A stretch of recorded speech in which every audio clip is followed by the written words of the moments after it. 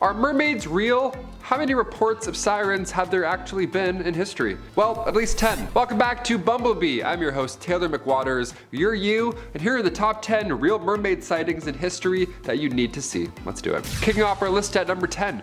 Christopher Columbus. Ah yes, the classic. On his first trip overseas in 1493, Christopher Columbus claims to have seen not one, not two, but 3 mermaids. Yeah, he even wrote about it. He said they rose well out of the sea, but they are not so beautiful as they are said to be. Yeah, for their faces had some masculine traits. Awesome, okay, that's good to know.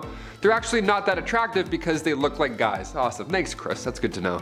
Maybe you should have kept your eyes on the road rather than, trying to spot mermaids. History would have been a little different had you have done that. Historians believe that Columbus may have gotten confused, classic, and he may have saw manatees instead of mermaids. Their skin is pink and fleshy, so you know what, to be fair, that's a common mix-up, I guess.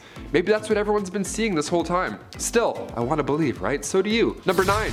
Captain John Smith. Another sea captain, another claim. Who is it this time? Not the great Captain John Smith, famous for settling Jamestown. He didn't see a mermaid in 1614, did he?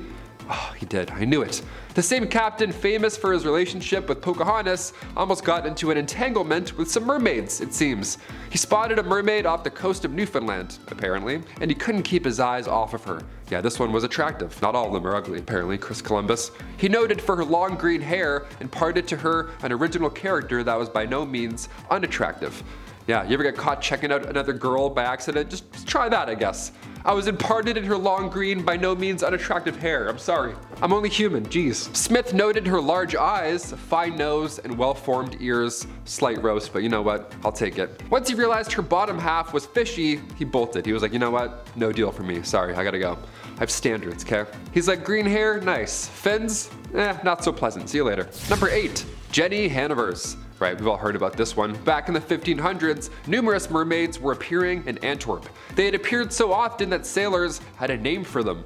They were called Jenny Hanivers. Not only did they approach tourists, so scary, but they were also apparently business as well. They would sell objects to said tourists. Yeah, imagine hanging out by the sea one day and a manfish approaches you trying to sell you some cigars. That'd be awful.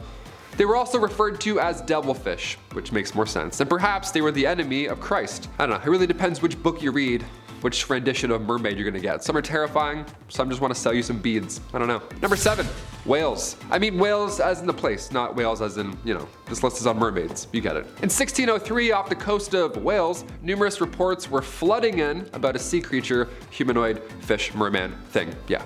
This time it wasn't a sailor. It wasn't a dehydrated, confused guy on a boat. No, this time it was near Pendeen. A farmer named Thomas Reynold first saw it nearby on the shores. And then, like a normal dude, called others over. He was like, I can't take photos. We don't have that yet, so come here. Please come here and look at this. And they all stood by and watched this thing splash around for 3 hours. All the accounts were collected, and since it was 1603, some guy had to draw it. Yeah, that's the best way we can describe history.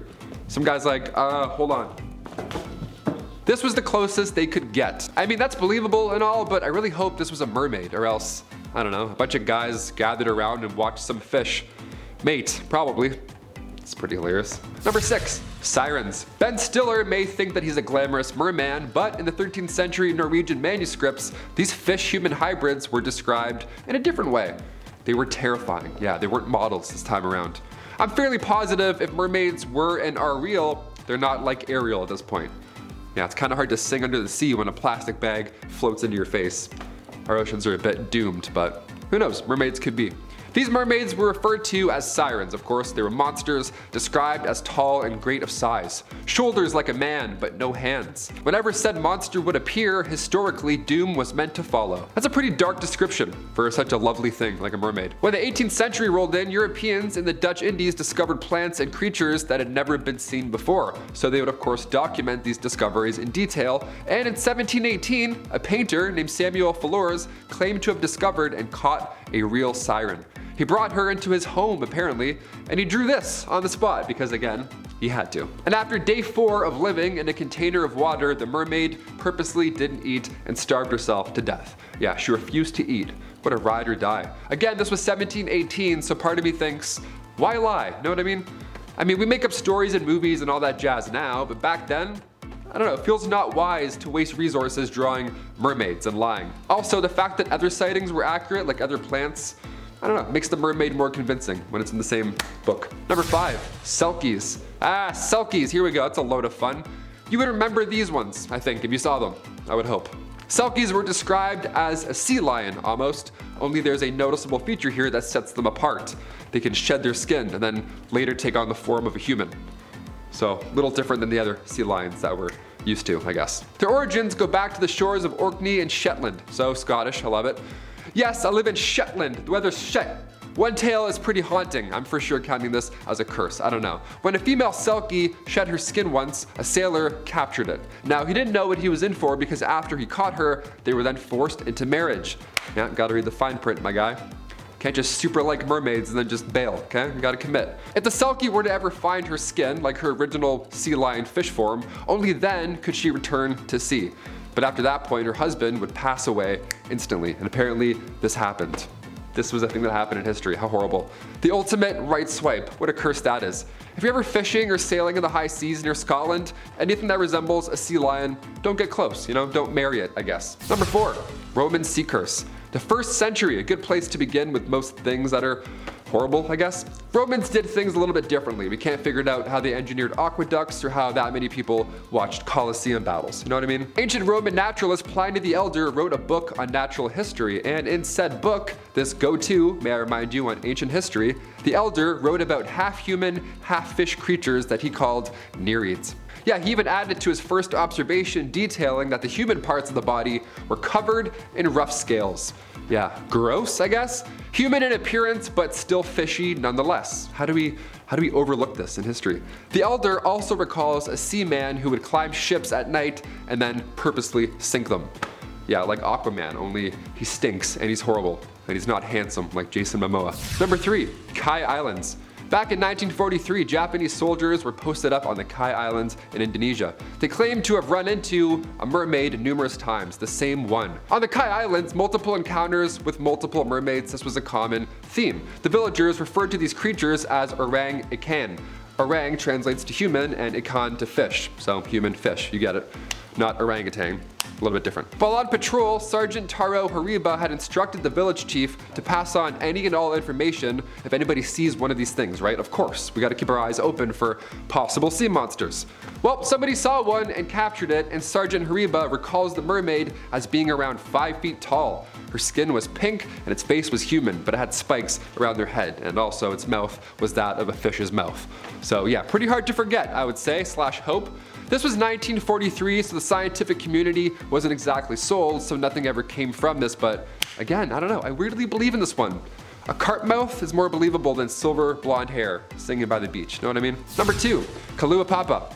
Heading over to the beautiful Hawaii for this one. I always wanted to go, but it's so far away, so I don't think I'll ever make it. Also, it's drowning, I'm pretty sure. This was once referred to as the most cursed place on Earth. The coast of Molokai sounds like a good time on paper, and from Google Earth it certainly looks like a fair weekend getaway. But for over 100 years, this was an isolation coast for patients with leprosy.